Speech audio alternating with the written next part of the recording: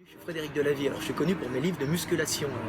C'est le guide des mouvements de musculation qui a été un best-seller mondial vendu à plus de 2 millions d'exemplaires. Plus d'1 million aux États-Unis, même plus, 1 million, 2, 1 million 5, je ne sais plus. Je calcule plus, donc je suis parmi les auteurs qui vendent plusieurs millions de livres. Donc, et en plus, c'est bien, je suis français, donc je fais voyer la culture française à l'étranger, la culture physique bien sûr, mais la culture générale, parce que j'ai fait les beaux-arts, et puis j'explique beaucoup de choses très intéressantes sur l'évolution humaine, tout ça. Et puis parallèlement, je suis aussi connu pour faire des vidéos qui abordent tous les sujets. Alors des fois on me critique, on dit j'aborde tous les sujets, j'aborde l'évolution humaine, des fois la survie aussi,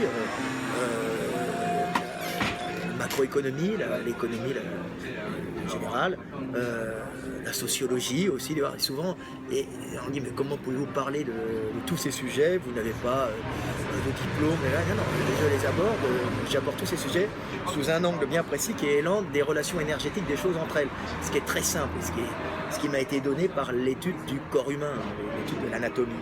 Quand on étudie l'anatomie humaine, il faut considérer que le corps c'est comme un état avec sa frontière qui est la peau, une barrière, et puis il y a des interactions des organes entre eux à l'intérieur qui font que cet état, ce corps peut vivre comme un état avec le cerveau, aussi comme le gouvernement, et puis la production, et puis évidemment le besoin d'avoir des relations extérieures pour prendre de l'énergie et puis aussi en donner aux autres pour pouvoir survivre dans un autre groupe encore plus grand que tous les états.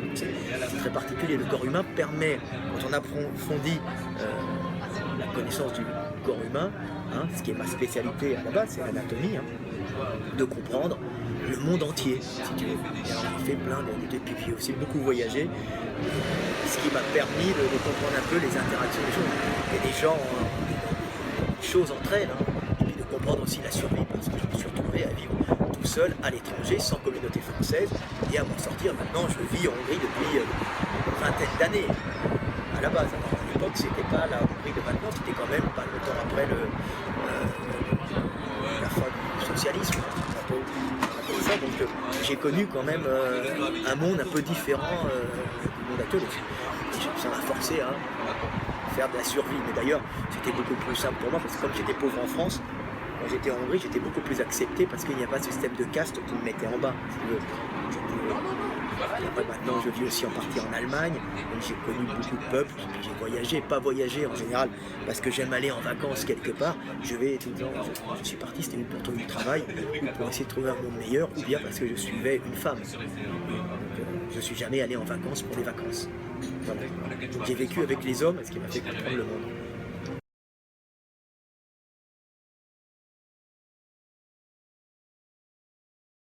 Ça n'a rien à voir du tout, justement.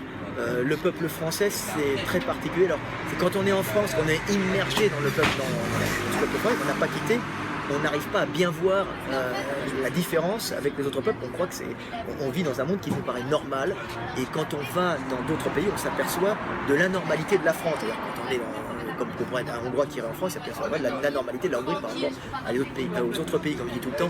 Le nez collé à l'édifice, on n'en voit pas la structure, c'est évident. Donc il faut prendre du recul pour comprendre les choses. Et la France, ce que je dis tout le temps, alors on se foutait un peu de ma gueule, je dis c'est essentiellement un pays de caste. C'est un grand état centralisé, très vieux, qui marchait très bien et qui était très stabilisé par un système de caste, comme un millefeuille, on ne monte pas, il n'y a pas de montée sociale, comme dit, il n'y a pas d'ascenseur social, ou bien il n'y a pas de barreau à l'échelle sociale, si tu veux. La France, c'est typiquement ça. Nous, on le paye actuellement à cause des attentats, parce que ce sont des gros problèmes, mais le problème ne vient pas des musulmans, le problème vient aussi parce que, évidemment, il y a un fondamentalisme musulman, mais le fait surtout que les mecs ne montent pas socialement, pas parce qu'ils sont musulmans, parce qu'ils sont pauvres, et en France, personne ne monte. Donc il y a une espèce de schizophrénie. Je suis français, mais je ne le suis pas. Tu vois, c'est un problème. Il n'y a pas d'unité en France, puisque c'est des systèmes de caste. C'est un système qui marche avec des strates différentes. Et les passages d'une strate à l'autre sont quasiment impossibles. En Hongrie, c'est pas du tout le même système. On va dire que ça serait un système qui serait plus proche du système russe. C'est un système de camaraderie de village. Alors, la Russie, c'est un peu différent, mais c'est une camaraderie de village. On appartient à tel village, donc il y a des entraides entre les mecs de tel village. Donc, à partir du moment où tu es dans un village, on ne dit pas qu'est-ce que fait ton père, c'est le fils de, non. On dit je viens de tel endroit. Et ce fait de venir de tel endroit te permet d'avoir des appuis de mecs de la même région qui vont à ce moment-là t'aider. Ben, moi je suis à Budapest, mon avocat qui est un notaire, c'est la même chose, c'est pas les mêmes systèmes juridiques, mais qui est l'Europe, c'est quelqu'un de mon village que je connais, donc je suis sûr, tu vois, présenté par des gens du village. Donc je suis à chaque fois avec des gens du village.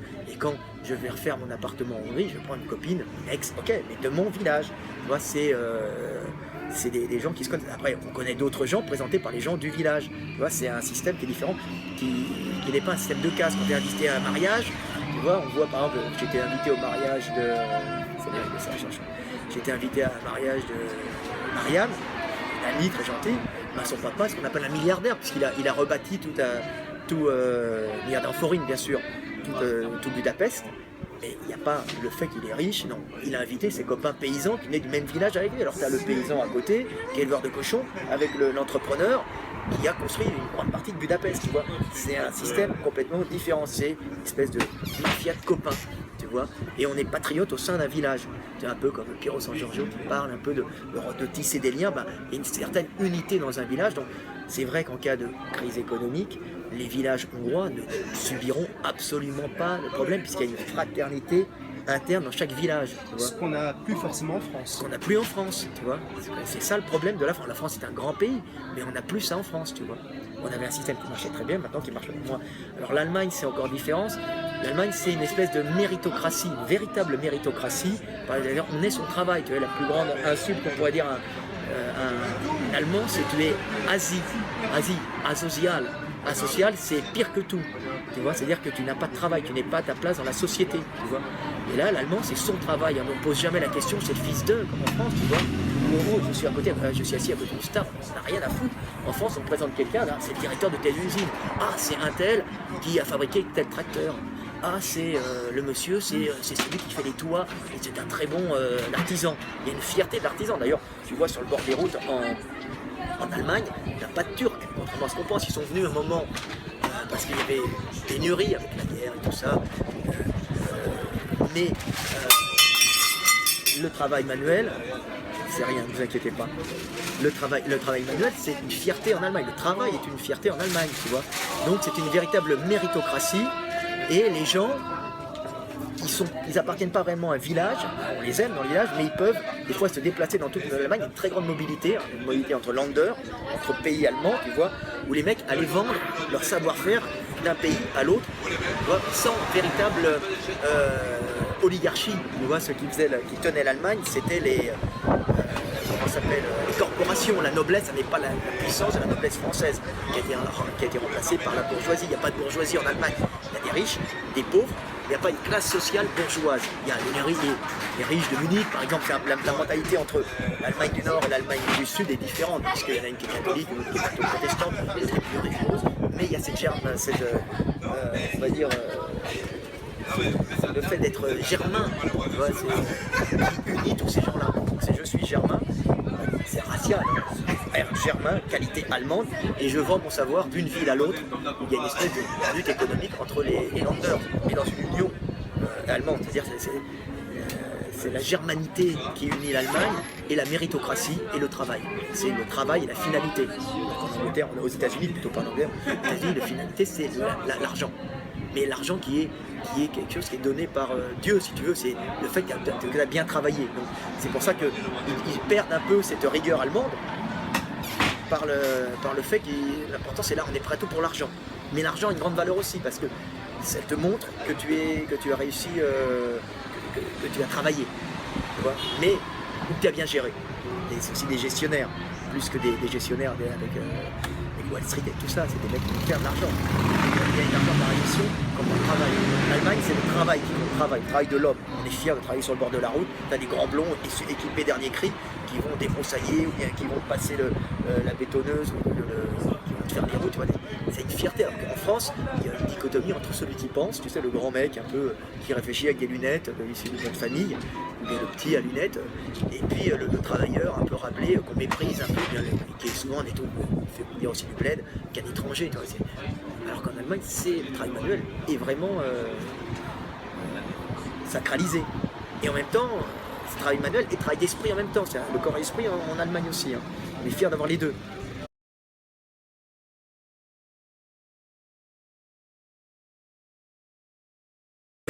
Oui, oui, bien sûr, bien sûr. Alors, ils font pas assez d'enfants. Alors, disons les Turcs, mais le problème des Turcs, il n'y a pas de problème de Turcs, mais les Turcs en Allemagne, c'est pas notre émigration à nous. Hein, c'est pas les Turcs sont venus prendre des niches écologiques, des niches économiques.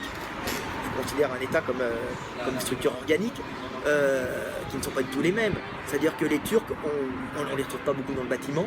Ils ont pris la nuit, souvent, parce que effectivement, la nuit, c'est pas tenu par les Allemands, parce que les Allemands, ils sont plutôt de la journée, ils sont très casaniers. Alors, on se lève tôt le matin, on va au travail, entre, je ne sais pas, 6h et 7h30, on a le droit d'être en association, et après, on revient à la maison, où il y a Bobot, Gérald, qui dirige un peu, et c'est très... la prêtresse allemande qui est là et qui dirige. Les femmes ont un très grand rôle en Allemagne, hein, d'ailleurs Merkel ou quoi, mais l'homme à la maison, pas grand chose, il y a une espèce de partage des tâches, l'égalité, mais il y a une espèce de liberté entre le travail et la maison où il ira à ce moment-là dans une association pour faire des modèles réduits, ou une association de collectionneurs de Ferrari s'il est riche, ou je sais pas, au sex shop, mais au nightclub, ils appellent ça des nightclubs, c'est des bordels, il y en a partout parce que sa femme ne couche pas avec eux, mais la famille est importante, il ira se vider les couilles, par exemple dans un nightclub avant de retourner à la maison où il sera soumis.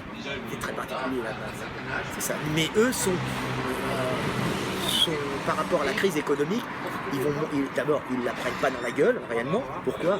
Parce qu'ils ont pris l'Europe centrale et avec l'Europe centrale, ils avaient déjà des communications ils étaient déjà là-bas depuis des centaines d'années. Donc c'est les sages, ils sont en relation avec toute l'Europe centrale depuis, c'est leur ère culturelle, leur ère de travail.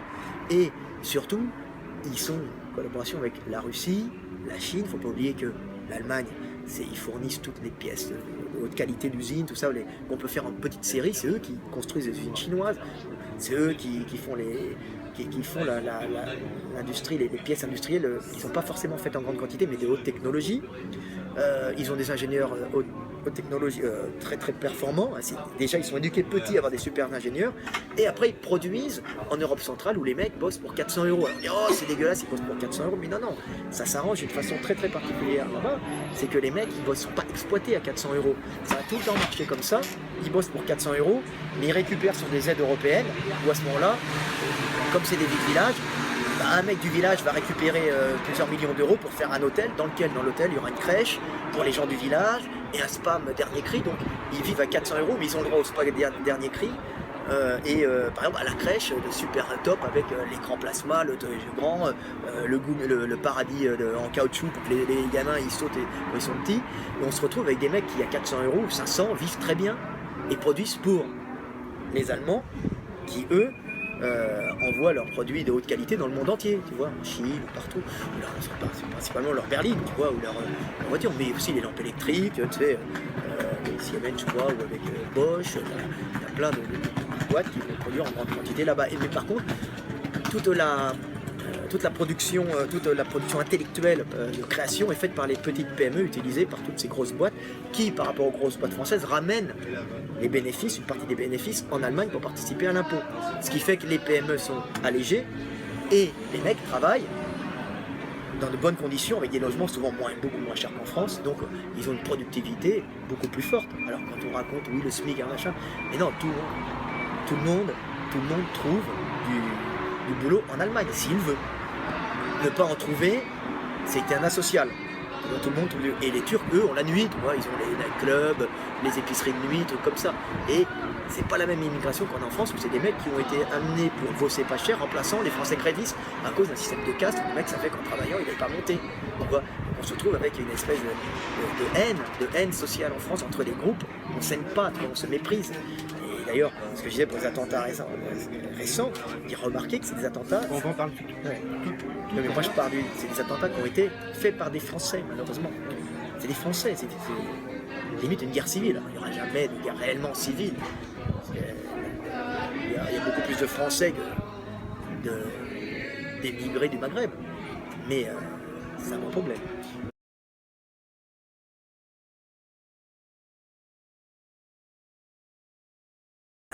L'Allemagne, elle vit grâce à sa puissance industrielle et sa puissance d'innovation industrielle. donc elle est très forte là-dedans, hein, dans les puissances, pour créer des berlines, pour créer des outils de haute technologie, pour créer des usines, des choses de haute technologie, c'est sa force. L'Allemagne, c'est la création industrielle, elle est au top, hein. C'est des mathématiciens, c'est des calculateurs, c'est des gens qui arrivent à se projeter dans l'avenir, c'est leur culture, dès qu'ils sont petits, ils sont éduqués comme ça. Tu vas sur le bord de la route, tu t'arrêtes dans une pompe à essence, tu vois des livres qui sont déposés pour les enfants, tu sais, c'est comment fonctionne un aéroport, les différences de grues, comment fonctionne un commissariat, et c'est tout le temps très technique, là, comment ils abordent le monde de façon très technique. Des fois, débarrassé de sentimental, tu vois. L'allemand parle beaucoup de sentimental, il est romantique parce qu'en fin de compte, il ne l'est pas du tout. C'est un calculateur pur et dur qui va t'exécuter des gens sans problème. Il n'a pas d'émotion, il est projeté dans le futur. Projeté dans le futur, tu n'es pas déconnecté du présent. Donc ça, c'est l'allemand. Hein, ils forment dès qu'ils sont petits, des petits ingénieurs, des petits techniciens. Dès qu'ils sont petits. Alors que les Français, tu t'arrêtes sur le bord de la route dans la station d'essence, ils vendent des livres pour les petits gamins. C'est Nounou l'ourson a fait un cauchemar, Zizi le pingouin a attrapé froid, les aventures de Bibi le lapin, tu vois, dans le potager. Et on voit des différences dans la façon d'éduquer les enfants, d'un côté assez sentimental français, et de l'autre côté très technique allemand. Ça, c'est vraiment la différence. Alors les Russes, économiquement, Poutine a tout récupéré, ils ont le gaz et le pétrole. Donc ils n'en ont rien à foutre et ils sont tournés vers la Chine. Et la Chine, ils fournissent à la Chine de la matière première, et la Chine, ils nous donnent même les territoires de l'Est pour que la Chine fasse de l'agriculture, tout ça, il n'y a aucun problème. Donc on voit déjà que la Russie est tournée vers la Chine et vers l'Allemagne. Et le problème qu'il y a eu sur les problèmes de l'Allemagne qui a été attaquée par l'Amérique sur Volkswagen, c'est tout simplement le fait que l'Allemagne voulait jouer sur les deux tableaux. Je suis avec les Américains pour leur vendre les berlines et pour la conception de moteurs, mais je suis aussi avec les Russes qui, eux, sont l'avenir, réellement économique. Le gaz arrive maintenant très rapidement par la Baltique, sans passer par la Turquie qui est avec les Américains, tu vois, c'est ça. Donc il y a une espèce d'alliance, comme je dis, il y a de la grande Eurasie en train de se former, d'où les problèmes économiques actuels qui font peur aux Américains, qui veulent garder leur première place mondiale, éviter les troubles sociaux chez eux. Ils sont ni méchants, ni gentils, mais on a des guerres de superpuissance. Et on a la naissance de la grande Eurasie, qui est pour le moment Allemagne, Russie, Chine. L'Iran étant avec la Russie pour bloquer l'acheminement de pétrole et empêcher bloquer dans le fait de pouvoir sortir si jamais une république de l'Orient après la mer Caspienne, l'Asie centrale, risquait de retomber comme le Turkménistan qui a été retombé à un moment en main des Américains, ce qui a posé des problèmes, toutes ces guerres, tout ça, le Tchétchénie, tout ça, machin. On essayait c'était les Américains qui essayaient de se faire sortir le gaz et le pétrole du Turkménistan pour couler la Russie économiquement en lui enlevant un de ses producteurs et en lui bloquant, tu vois, c'est des grosses guerres énergétiques, tout est énergétique.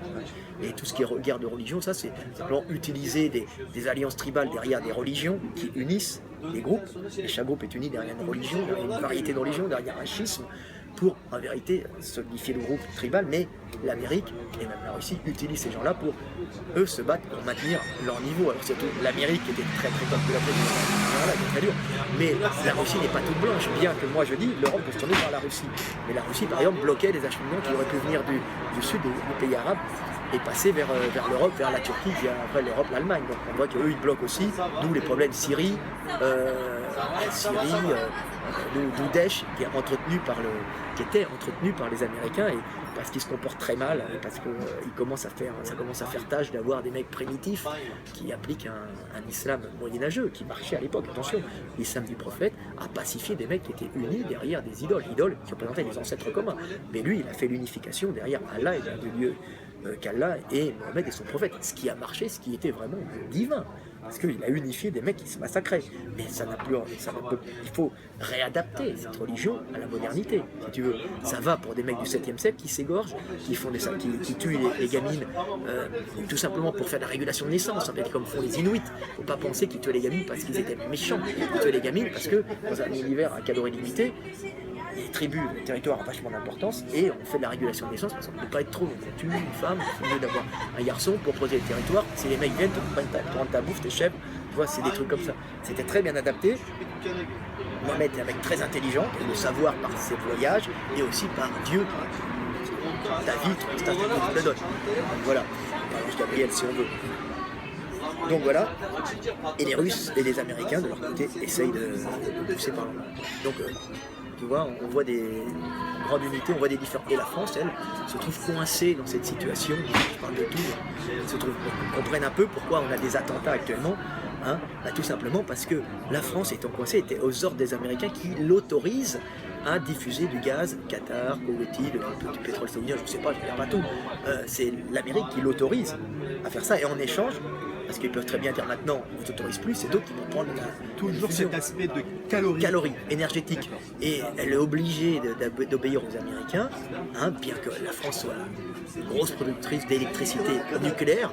On doit dire bravo à nos ingénieurs, à ça, il faut conserver nos ingénieurs qui sont très forts, mais elle est un peu aux ordres des Américains, parce que les Américains lui autorisent à diffuser du gaz qatari, et si jamais l'Amérique n'est pas contente et la France ne veut pas, ils vont bloquer. Et on se retrouvera avec des partis politiques qui ne recevront pas l'argent de Total. C'est Total qui diffuse ça.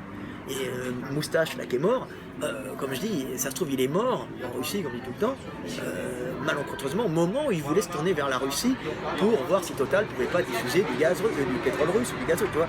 On est tout le temps dans des questions énergétiques très très importantes. Hein. Il n'y a ni méchant ni gentil, chacun joue sa carte pour essayer de rester à haut niveau.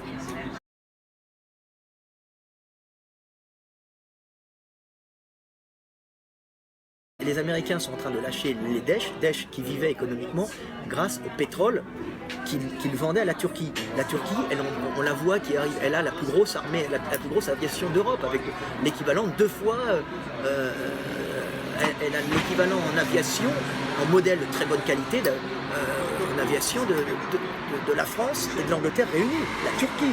C'est-à-dire qu'on a la plus grosse armée américaine, c'est des avions américains essentiellement, aux portes de l'Europe, qui est là pour stabiliser la région. C'est pas Israël, c'est la Turquie aussi, Israël aussi, mais c'est surtout la Turquie. Israël est un peu indépendant, ils ont sa carte, pour d'autres raisons. Tu vois, donc on a quand même un gros bloc ici, et de suite à les Kurdes, qui veulent leur État et qui font la guerre avec les Turcs. Sauf que maintenant les Kurdes, c'est un peuple sans État, hein, mais qui sont très nombreux, et ils sont sur Daesh. Et la carte qui est en train de jouer les Américains actuellement, c'est les Kurdes qui étaient avec les Russes, mais depuis qu'ils sont avec les Russes, ils n'ont pas encore récupéré leur territoire, parce qu'ils étaient avec les Syriens. Les Américains doivent pousser les Kurdes et dire, écoutez, mettez-vous avec nous, si vous prenez Daesh, si on détruit Daesh, tout le monde se met là, on vous donne un État, kurde à la place de Daesh. Donc, on a au sol Daesh appuyé par les Américains, les Russes qui bombardent pour quand même essayer de bloquer tout ce passage-là pour être Syrie et bloquer avec la Syrie, Iran, pour pas que les Américains puissent passer leur pétrole, et les Russes et les Turcs qui veulent eux garder leur pétrole qui vient de Daesh, c'est eux qui financent Daesh. C'est le pétrole qui est envoyé en Turquie pour faire marcher un gros État qui produit beaucoup. Tu vois, c'est ça. Et tous les camions turcs que tu vois qui traversent toute l'Europe, tu peux être sûr que ils roulent jusqu'en Bulgarie ou en Hongrie avec du pétrole des choix. Tu vois. Et ils achètent des petits hôtels où ils doivent sûrement faire venir un peu de pétrole, et c'est du pétrole des choix en marché noir qui arrive. Donc, et là, ce qu'ils sont en train de faire, c'est de remplacer Daesh, qui passe très mal pour tous les exécutions qu'ils font, hein, avec bien sûr, les Américains leur disent on va vous filmer ça, en vérité, on va vous filmer ça pour vous rendre détestable, pour qu'on vienne vous détruire. Et eux, ils ne sont pas aperçus au début, ils disent c'est bien, les Américains continuent à nous fournir un peu d'armes, tout ça par l'intermédiaire sûrement des Turcs qui doivent leur fournir des véhicules, des trucs des choix, tu vois, des Hummers, trucs comme ça, et eux vont acheter des Toyota, tu vois, les Toyota, t'as vu ma voiture, c'est une voiture des choix, c'est une voiture de combat, plus des mitraillettes américaines, tout ça. Donc voilà, on est en train d'avoir une restructuration, et les mecs essayent de dégager Daesh pour le remplacer par un État. Visiblement, par qui on va le remplacer? Par un État turkmène, kurde. Un État kurde. On veut remplacer par les Kurdes. Et les Kurdes qui sont pourtant les ennemis des Turcs. D'où, actuellement, les attentats qu'on a, Turquie, ils ont fait sauter des mecs qui étaient pour la paix entre Kurdes et Turcs. Les Russes qui sont bombardés, on leur a fait sauter l'avion, 243 morts, 93 morts, ça a dû augmenter en Turquie. Le Hezbollah qui se battait avec les Syriens, tout ça, je crois, on leur a fait sauter un quartier, 43 morts à la bombe. Et maintenant les Français, qui sous les ordres américains, vont bombarder Daesh parce qu'on les autorise à diffuser du pétrole, des pétromonarchies, du pétrole et du gaz, des pétromonarchies du Golfe, sous accord américain.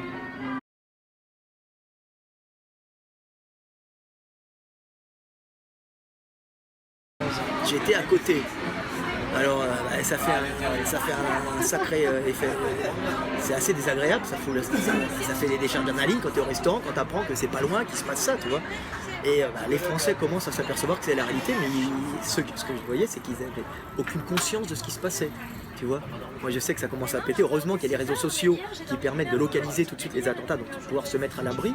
Malgré les réseaux sociaux, les gens restaient en terrasse, pensant que ça n'arrive qu'aux autres. Et c'est une folie. Quand il arrive des trucs comme ça, il faut se mettre à l'abri, ça peut t'arriver à toi.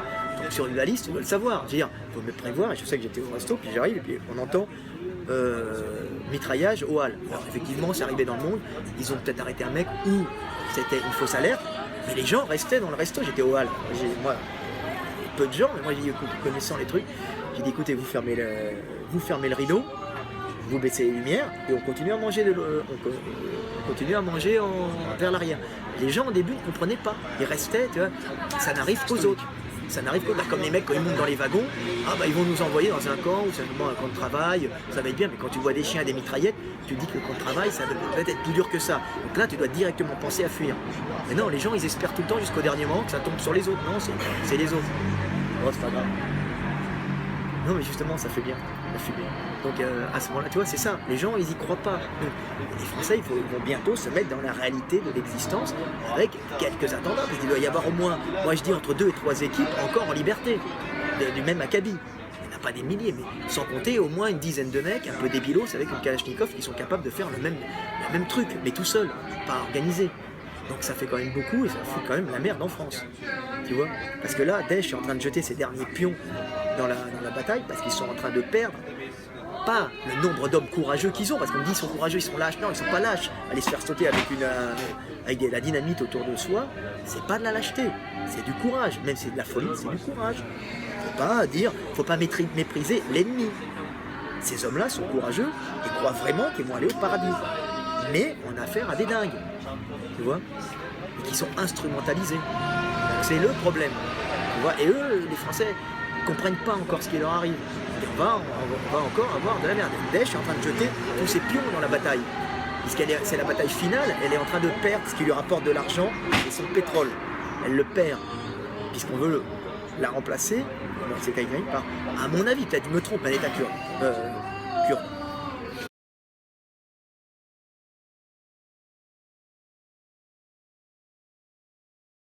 On va en avoir d'autres, de toute façon, tu les élimines pas comme ça. Alors nos services secrets sont pas mal, sont bons, mais bon, ils ont encore des lacunes. Nos policiers sont courageux, mais il y a encore des lacunes. On aurait dû agir plus tôt, si tu veux, mais c'est dur à dire, tu vois. Nos services secrets sont sûrement très bons. Après, nos gouvernements ne sont pas bons, parce que nos gouvernements ont laissé empirer la situation. Et la situation, elle est due à la structure sociale du pays en caste, qui fait que des jeunes en France n'ont pas d'avenir. Alors eux, ils croient que c'est parce qu'ils sont musulmans et parce qu'ils sont maghrébins, tout ce que tu veux. Non, c'est parce qu'ils sont pauvres, et en France, quand tu es pauvre, tu montes pas. Et quand tu viens du Maghreb, ta pauvreté, tu la portes sur la gueule, puisque tu as la couleur de ta pauvreté, parce qu'en général, c'est des castes. Donc eux, ils n'ont pas encore compris que c'était un système donc désespéré, parce qu'on leur laisse juste un RSA. Qu'est-ce qu'on leur laisse, un mec qui est pauvre? Tu sais que tu ne montes pas socialement, tu y crois, on te fait croire que le pays, la liberté. Non, en France, tu ne montes pas. Le système juridique, le système pour monter une boîte est tellement dur que tu as des trucs à payer, il faut connaître un bon juriste.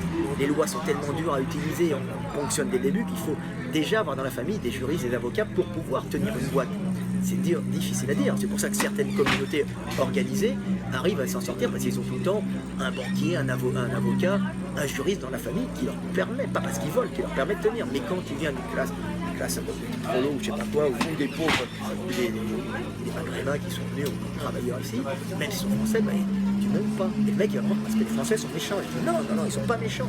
C'est un système de caste qui est complètement réorganisé pour faire une véritable méritocratie et virer tous ces politiques incompétents qui ont généré ce système en enlevant tout espoir aux Français. Hier, vous avez les mecs des cités, on leur laisse la chicha, le sandwich, comment ça s'appelle, grec, tu sais, le kebab ou le deal de hashish, tu vois.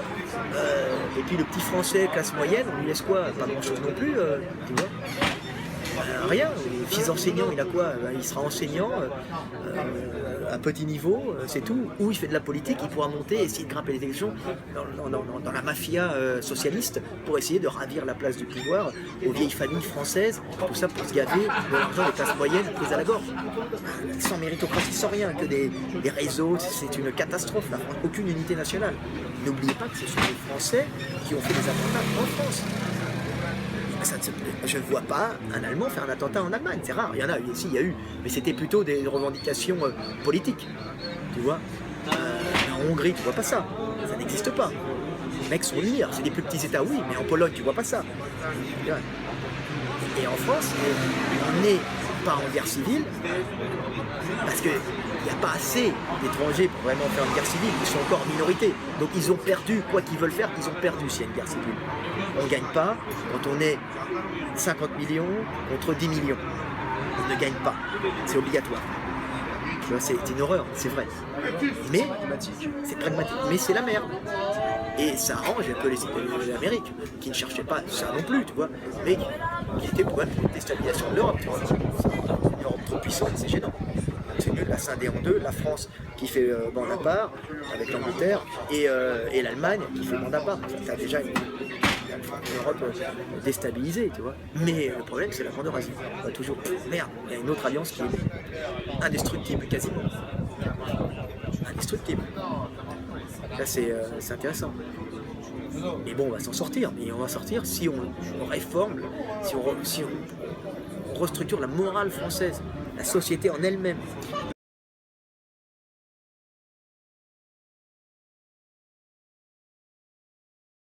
Je l'ai dit dans ma vidéo sur les attentats, je l'ai dit avant, j'ai dit non, ce sont des Français, ils connaissaient les lieux des Français. C'était des Français, c'est pas des Syriens, c'est des Français. Comment veux-tu qu'un Syrien qui arrive ici connaisse déjà les lieux? Les mecs qui connaissent les lieux à Bobo, ils ont fait exploser des bobos. Des bobos, des mecs qu'ils aiment pas, tu vois. Ils ont fait exploser des lieux qu'ils aimaient pas. Le bobo, c'est quoi? C'est le petit bourgeois bohème, le petit français, ils étaient tous graphistes, agents artistiques, avocats pour une société machin, tu vois, qui allaient danser, des jeunes. La petite bourgeoisie, la moyenne bourgeoisie française qui venait s'amuser le soir, tu vois. Ils ont fait sauter ce à quoi ils ne pourront jamais accéder en vérité quelque part. C'est un peu ça. C'est une lutte de classe, mais récupérée par des groupes islamiques qui sont financés par le Qatar, l'Arabie Saoudite, je sais pas, moi je suis pas un spécialiste, mais par tous ces pays, poussés au cul par les Américains pour déstabiliser, sans penser qu'il y a réellement des attentats. Tu vois, on dit bon, on va leur foutre un peu la merde. Après, les mecs ne pensent pas qu'il va y avoir 130 morts, forcément. Ils disent, ils vont nous emmerder, ils vont nous faire des grèves, tu vois, c'est ça le problème. Dans une guerre économique. Tu vois, c'est aucune. Si on donne de l'espoir aux gens en France, si les gens peuvent travailler, ils peuvent acheter un logement, les gens ne peuvent pas acheter un logement en France. C'est trop cher, on vend notre pays aux étrangers parce que tout est trop cher, les gens ont un travail, ils sont taxés à fond, les gens n'accèdent même plus à la propriété. Sauf avec des crédits sur 30 ans où c'est la banque qui possède en vérité. Tu vois, où ils payent à des logeurs qui possèdent 20, 30 appartements, c'est une euro. Si on donne aux gens la possibilité d'avoir un logement, la possibilité de travailler, de montée sociale, et pas pour tous, mais qu'il y en ait un sur 50 qui monte, déjà ça donne de l'espoir et tu vis heureux dans ton quartier en disant mon fils aura toujours la possibilité. Mais là tu leur donnes quoi? Aucune possibilité. Donc le mec il est facilement repris par un prêcheur débile qui fait venir du bled, un débile, un profond. Et à ce moment-là, c'est pas un mec, c'est pas un vrai savant au niveau islamique, hein. C'est un débile qui vient raconter des conneries, financé par des saoudiens ou quoi dans les mosquées, tu vois, pas forcément avec des millions mais financés, qui va leur tourner la tête et qui va être repris par un mec par derrière. Tu vois, souvent le prêcheur il est pas en rapport avec avec les terroristes, mais ils sont pas loin les terroristes derrière les groupes, tu vois. C'est une honte.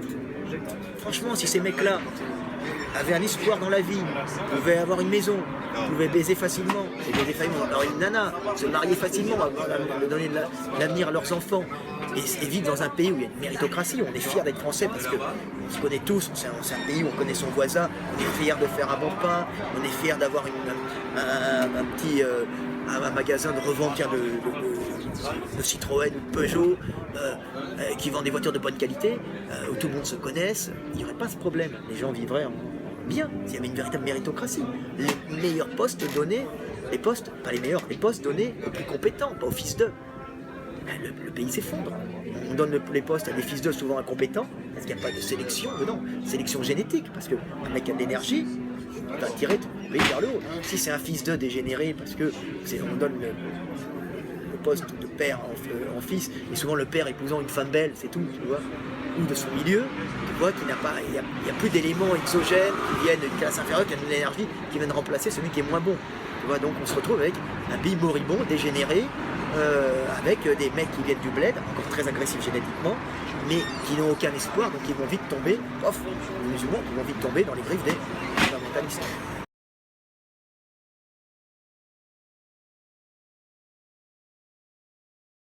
Le système de caste marche très bien dans un État fermé, un grand État centralisé fermé. Ça marche très bien, ça le stabilise. Mais dès que les frontières sont ouvertes, ça ne marche plus. Mais le système de caste, ça marche depuis les Celtes. C'est tout le temps marché, ça a tout le temps marché. Tu vois, c'est pas du tout le système russe. Ils ont beau avoir le tsar, il n'y a qu'à lire Tolstoï, Dostoïevski pour t'apercevoir que les montées sont possibles. Tu vois, la noblesse, c'est pas la même noblesse, tu vois. Tu peux passer dans la noblesse si tu épouses une fille noble, si tu es soldat, par exemple, tu épouses une fille de noble, parce que tu as au champ, au combat, tu vois, c'est le russe. Pareil en Hongrie, c'est la noblesse, en Allemagne, la noblesse n'a pas du tout la même valeur. La France, c'est un pays de caste avec une noble.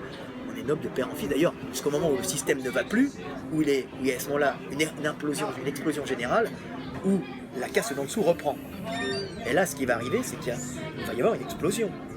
Et que la caste du dessus va bientôt disparaître, si elle continue comme ça. Il faut changer complètement la structure du pays. En profondeur. Et ça passe par une réforme morale du pays. Apprendre à ne plus arnaquer son voisin. Je ne vends pas de la merde à mon voisin. Dans les affaires, il n'y a pas d'amis, tu vois. Je suis serrurier, et puis je viens chez la vieille, et puis je lui fais payer une serrure qui n'est pas cassée parce qu'elle avait mal mis sa clé 3 fois le prix. Je suis plombier et j'encule la pauvre vieille, tu vois. Je suis dans la mécanique et je te dis que ta voiture elle est pourrie alors qu'il y avait juste un petit truc qui avait lâché, tu vois.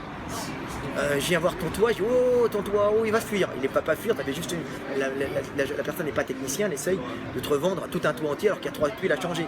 Tu vois, ça c'est la mentalité française, c'est j'encule mon voisin. Pourquoi? Aucune unité nationale. Pourquoi? Parce que tout simplement, aucune morale en haut non plus. Nos politiques ne montrent pas la morale, ils sont tous corrompus, ils ne veulent le pouvoir que pour se gaver sur l'argent qui vont être récoltés sur les classes moyennes travailleuses, et ceux du bas, ils disent bon, comme je ne peux pas monter, je prends un RSA et je glande rien. Et je me prends un HLM, et puis quand tu es un peu intelligent, tu fais 3-4 enfants, comme ça tu es prioritaire. Et puis ils vendent du shit. Tu vois?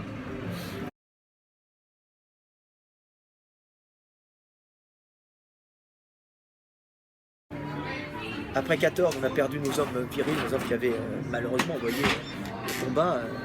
C'était stupide, ils y croyaient, si tu veux, il y avait une véritable fierté d'appartenir, il y avait des vies de village.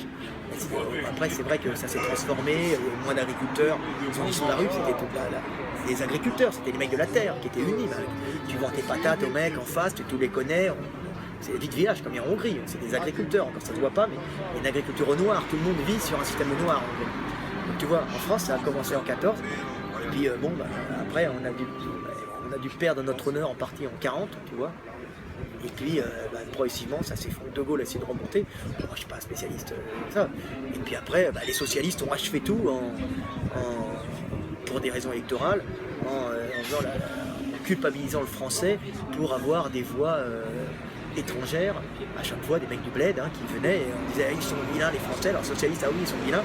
Et à chaque fois, les mecs prenaient la nationalité. Ils étaient contre les Français, donc avec les socialistes, tu vois, c'était uniquement pour des raisons électorales, parce que les socialistes n'en ont rien à foutre. Les étrangers, c'était pour avoir l'argent des impôts, pour jouir, comme à la cour, jouir du pouvoir. Tu vois bien que les politiques, le Sénat qui est pas loin là, ce sont des porcs. Ils touchent 10 000 € par mois. Plus 10 000 € pour leurs associés, plus les petits fours, le champagne, Moët et Chandon ou autres, et les logements dans des hôtels particuliers. Et leur bobonne qui vient et qu'on emmène faire la tournée des musées. Ça coûte combien? Par des gendarmes qui pourraient être utilisés ailleurs. Ça coûte combien? Ces gens-là, c'est la cour. Il faut enlever ça. Quand on est en période de crise, non, on les vire, ces gens, on n'en a pas besoin. Normalement, c'est un peu de poulet fermier, et puis des haricots verts et un peu de patates, avec de l'eau d'évian. C'est tout. T'as pas à voir le reste.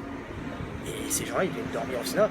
On peut remplacer les sénateurs et les députés par 50 juristes nommés par les partis politiques, la moitié par le gouvernement et l'autre par les partis politiques pour vérifier la conformité des lois. Moi, je ne suis pas un grand juriste, je ne connais pas ça, mais il y a beaucoup plus simple à faire. Tu vois, et ça coûte moins cher à l'État. Et les lois, les faire voter par ces gens-là, on peut mettre très bien un petit boîtier, les faire voter avec une carte, hop, électronique, où chaque loi est votée, hop, par chaque personne. Et on dit oui, mais les gens, ils ne connaissent pas la politique, ils sont incapables de voter les lois, ils sont idiots. Ben, ils apprendront à voter les lois. Ils apprendront à les voter. Et puis quand elles seront mal votées, ben, ils les revoteront après, ils voteront des destitutions de loi s'ils veulent.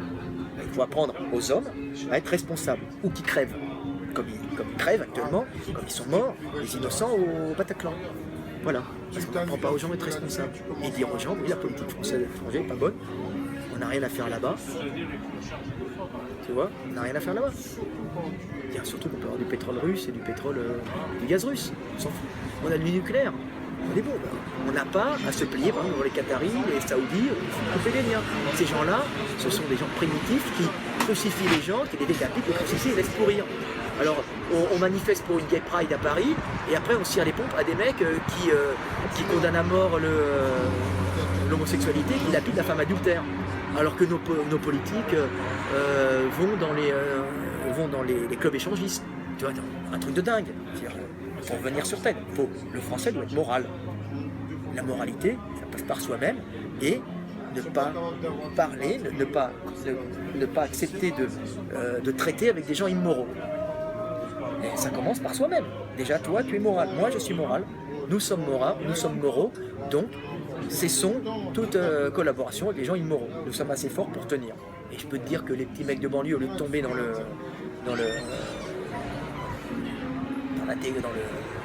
terrorisme stupide et avec des marionnettistes qui les utilisent, quoi. Bah, je peux te dire qu'ils seraient fiers d'être français, d'être dans un pays avec des valeurs, des vraies valeurs. Tu vois, des valeurs humaines, normales. Je ne convoite pas la femme de mon voisin, parce que je ne veux pas d'emmerde. Je ne veux pas briser la structure de ma société. Je ne vole pas mon voisin. Je n'arnaque pas mon voisin. J'essaye de rendre service à mon voisin. Je fais traverser la vieille dame. Je suis fier de mon travail. Quand je balaye la rue, regardez-moi, je balaye la rue, je suis un homme indispensable, parce qu'après ça ne pue pas. Et puis quand je suis mathématicien, je fais des trucs pour concevoir des choses, des appareils qui serviront à mon pays et qui permettront aux gens de survivre. Et je ne gagne pas d'argent pour dépenser dans des trucs inutiles, dans des sacs Louis Vuitton qui ne servent à rien, dans des... je montre... Aux États-Unis, ça a une certaine valeur, si tu veux. Montrer qu'on a ci, qu'on a ça, c'est montrer qu'on a travaillé, qu'on a réussi. En France, c'est même pas ça, parce que c'est pas un système de caste. Tu vois, même si le système américain est stupide par endroits, parce qu'il pousse les gens à consommer pour montrer qu'ils ont travaillé. Mais en France, c'est une horreur. Il faut arrêter ça. Revenir à des vraies valeurs. On peut dire oui, le national-socialisme par exemple. Ah oui, le national-socialisme sans racisme. Parce que c'est une chose qui est bien, le national-socialisme. Nationaliste et socialiste, ensemble. Mais mon pays, par-delà les origines, par-delà les religions, on est de la même nation, et socialiste, on est social, mais dans une économie de marché qui marche quand même. Communiquer avec l'étranger, tout ça. Tu vois, des petites sociétés, des PME, les Allemands le font très bien. Alors, ils ont des défauts. Bien sûr, ils sont traîtres, tout ce que tu veux. Ils sont très racistes quand on les connaît. Hein, ils ont l'air très sympas, mais ils ne le sont pas du tout. Hein, L'Allemand est raciste, il faut le savoir. Excusez-moi, les Allemands, si vous voyez, je vous connais. Je vous connais profondément.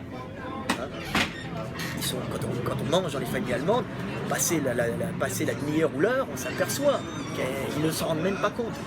Cette qualité allemande, nous les Allemands, un mépris un peu de l'autre, tu vois, de l'étranger. Parce que nous, on fait de la qualité. On le travail, regarde, le français il parle, là-bas, il ne fait rien. Oui, l'allemand, il est dans l'action.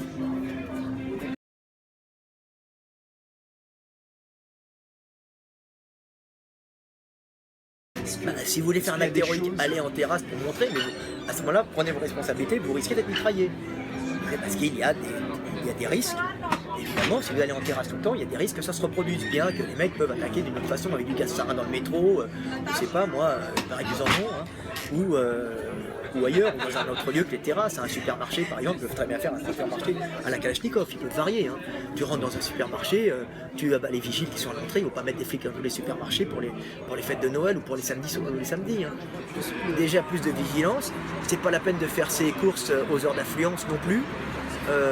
Pour vous, surréaliste, on va pas être débile, on va pas jouer les courageux quand on ne l'est pas, être bien observateur. Si vous voyez des gens louches, alors des gens louches qui transpirent, qui ont l'air un peu stressés, remarquez-les, n'hésitez pas à appeler la police, à les signaler, même si vous vous trompez, c'est pas grave. Et puis apprenez à vérifier les mecs. Alors effectivement ça va être horrible parce que mes amis maghrébins qui me regardent, c'est vrai qu'il va y avoir souvent les terroristes vont être d'origine maghrébine, du Maghreb. Ce qui n'est pas du racisme, ce qui est logique, puisqu'en général, ça va être des gens avec des musulmans. Donc, ils ont plus de chances de racoler dans les cités du maghrébin que de racoler du savoyard, du village aux yeux bleus, tu vois, c'est logique. Donc, c'est pour ça que je dis, vérifiez si vous avez des mecs qui ont l'air basanés. C'est pas pour ça qu'il faut être raciste et leur en vouloir. C'est normal que c'est eux qui auront le look potentiellement terroriste, tu vois. Mais malgré ça, alors, je sais que mes copains maghrébins sont pas grands, mais on va être contrôlés tout le temps. Mais excusez les flics, ils vont vous contrôler en permanence maintenant. C'est logique. Par contre, exigez que la police soit polie avec vous. Elle n'a pas à être impolie. Justement, une police très ferme et d'une grande politesse montre la grandeur de la France. Une police qui tutoie et qui est ferme et qui tutoie et qui humilie, c'est une merde. Il ne faut jamais humilier quelqu'un. Humilier un homme, humilier un peuple, vous êtes sûr d'avoir une grande merde qui vont vous arriver dans la gueule. Vous voyez? C'est simple. Ou vous éradiquez un mec complètement, mais ne l'humiliez jamais. C'est-à-dire vous allez en générer un terroriste ou un mec qui va vous faire la guerre. On a humilié l'Allemagne en 14, avec Trianon, tout ça, t'as généré un monstre. Tu vois, il ne faut jamais humilier les gens. C'est une base. C'est une base. Donc, il faut accepter d'être contrôlé, et puis accepter de contrôler les gens avec un faciès particulier, mais toujours avec une grande politesse, une grande droiture. Ça, c'est ce que je dis aux policiers, mais je ne veux pas pour tout le monde qui me regarde, c'est tout. Mais c'est pas du racisme, c'est pas du contrôle sur le faciès. Oui, le contrôle est au faciès parce que les probabilités d'aller contrôler du blond aux yeux bleus, c'est un manque de productivité. C'est une improductivité de la part de la police, une stupidité. Effectivement, il peut y en avoir. Mais les convertis sont beaucoup moins nombreux que les non-convertis. Il y a qui y en ait. C'est normal. Dans une cité, c'est normal qu'au bout d'un moment, quand tu vois que t'es pauvre, tu te dis, j'étais avec Momo et tu dis, oui, je tombe converti. Au moins, c'est vrai que dans ces troupes-là, il y a une véritable, dans ces troupes d'échoises, il y a une véritable fraternité qui naît. Faut pas croire. Les mecs, il y a une fraternité. Dire mourir ensemble, aller au combat ensemble, ça fait naître un esprit de corps, un esprit de fraternité que les mecs n'ont pas trouvé en France. Faut pas oublier ça. Les mecs l'oublient. Comme à la Légion, ça fait des très bons combattants. Pourquoi? Parce qu'il y a une véritable fraternité à la Légion. L'officier fait tous les camps d'entraînement, fait de l'entraînement, et avec le soldat. Donc ça fait un esprit ensemble. La fraternité, ces gens recherchaient de la fraternité qu'ils avaient perdue. Mais la recherche dans la mer, dans le terrorisme, un peu comme le Napoléon, les mecs sont allés combattre la fraternité, la grande unité dans les troupes de Napoléon, qui étaient en vérité des troupes quand même sanguinaires. Tu vois, c'est la merveille de l'unité par-dessus les origines et par-dessus les classes sociales, dans le sang et là, en vérité. Tu as tout le temps du beau dans le mal. Mais tuer des innocents, c'est affreux. Tuer des bobos qui étaient pour rien. Les mecs sont allés danser le samedi soir, ils n'avaient rien fait. Et les parents vont pleurer leurs enfants, c'est dramatique. Ils ont brisé des familles. Des gens, ils ne savaient même pas ce qui passait en Syrie. Ils étaient au courant de rien, les mecs. Si il y a des terroristes qui me regardent, les mecs que vous avez tués n'étaient au courant de rien. Et vous me direz, oui, bien comme les familles bombardées en Syrie, oui, effectivement. Mais vous ne pouvez pas tuer des innocents, c'est interdit par le Coran. Interdit. Vous avez fauté. Alors après, c'est votre conscience, vous devez vous racheter vous-même. Vous jugez, Dieu vous juge, il n'y a pas de vous que votre veine jugulaire. Voilà.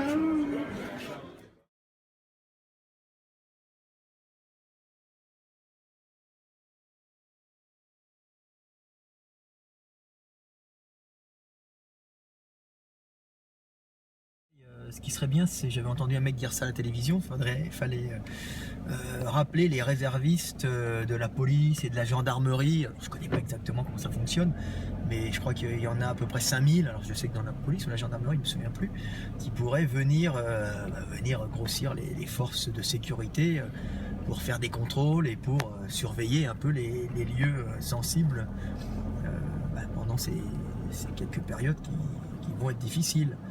Alors on pouvait aussi, une autre méthode qui est pas mal, pour les cumuler, Avenue de Clichy fermée. Basculement vers un nouvel itinéraire. Obliger les policiers et les gendarmes, quand ils sont en civil, de conserver leurs armes sur eux pour pouvoir intervenir en cas justement d'acte de terrorisme, ou quand ils trouvent qu'il y a des Avenue de Clichy fermée. Basculement vers un nouvel itinéraire. À mon avis, c'est ce qu'il faudrait faire, ça serait plus simple. Donc j'avais dit aussi, moi, ce qu'on pouvait faire, recréer des milices. Alors pas des milices, des mecs armés, des milices de quartier, mais pas des mecs armés qui viendraient surveiller les gens et qui ça ferait comme une espèce de petite dictature, pas du tout. Plutôt des espèces de milices de quartier pour faire de la surveillance à l'entrée des rues piétonnes, des rues avec beaucoup de commerçants, des trucs comme ça, tu vois. Tu prends des gens du quartier, comme ils sont du quartier, ils connaissent les gens, donc ils laissent passer les gens qu'ils connaissent, et puis les autres, ils demandent à faire la fouille des sacs et éventuellement fouiller les voitures quand elles rentrent dans des zones où il y a vraiment une forte densité de population, tu vois. Donc ça serait très simple. Évidemment, il faudrait que ces gens-là passent au commissariat, pas au commissariat, qu'il y ait un système qu'on vérifie qu'il n'ait pas de casier et qu'ils aient une espèce d'accréditation de la préfecture, je ne sais pas quoi, un truc comme ça, tu vois, pour qu'ils puissent faire ça, et puis en même temps qu'ils soient accompagnés d'un réserviste ou d'un réserviste pour pouvoir effectuer ces contrôles. Ça soulagerait un peu la police, ça permettrait de sécuriser pas mal d'endroits. Tu vois, bon, là on est un peu en état de guerre, hein, même s'il n'y aura pas tant de morts que ça, hein, c'est pas prêt de se terminer, hein. Il doit y avoir encore 1 ou 2 équipes de malades mentaux sur le terrain, plus une dizaine de mecs capables d'intervenir tout seuls avec des calas, hein. Donc c'est ça, donc à partir de ce moment-là, ça pourrait être pas mal d'avoir des gens qui font de la sécurité. En plus, évidemment, s'ils tombent sur des dingues qui sortent leurs armes tout de suite, ça permettrait peut-être d'arrêter les mecs tout de suite, ou bien de faire sauter les bombes avant l'entrée de la rue où il y a beaucoup de monde qui se sacrifierait pour quelque chose. Tournez à gauche dans le boulevard Molan, puis prenez la première rue, avenue de Clichy fermée. En sachant que même vers un nouvel itinéraire. Ça termine. Même si on va avoir des attentats, il va y avoir sûrement d'autres victimes, ça va être très très dur, hein. Donc on n'en aura pas forcément des milliers d'attentats, mais on risque d'en avoir quelques-uns. Il faut savoir que ça c'est rien par rapport à la guerre réelle. Par exemple, quand je disais tout le temps, le siège de Budapest, c'était 2000 morts par jour, hein, faut savoir, pendant un mois quasiment, hein. Ça fait, ils ont eu 120 000 morts en tout, on comptait des gens de partout, avec 18 000 civils, 60 000 Russes, je crois, 40 000 Allemands, je ne me souviens plus, et puis 20 000 autres nationalités sont là. Donc, même si ça paraît atroce, c'est horrible pour les victimes et leurs familles, c'est quand même rien par rapport aux guerres qu'il y a eu dans le passé. Voilà. Mais bon, il faut tout faire pour éviter qu'il y ait les prochaines victimes. Donc, ça passe par quand même des grandes mesures, hein. Donc, ce qu'il faut faire. Et puis Sarkozy, que j'aime pas particulièrement, que je considère comme un traître à la patrie pour de nombreuses choses, par exemple pour avoir autorisé, pour avoir fait son truc en Libye, je crois, et puis pour avoir autorisé les Qataris à venir en France et à investir et ne pas avoir de droit sur les d'impôts sur les plus-values, il avait quand même proposé un truc qui était pas mal, c'était tous les mecs qui sont de près ou de loin attachés à tous ces réseaux terroristes, hein, plus ou moins. C'est très dur de savoir si est-ce qu'ils sont surtout dans le blabla ou est-ce qu'ils vont vraiment agir. Mais on leur met un bracelet électronique et ils n'ont pas le droit de quitter tel endroit. On sait exactement où ils sont à tel endroit. Et puis quand ils veulent enlever leur bracelet, tout de suite ça sonne. Donc à mon avis, c'est pas une mesure stupide, ça peut coûter un peu d'argent, mais ça peut être très efficace.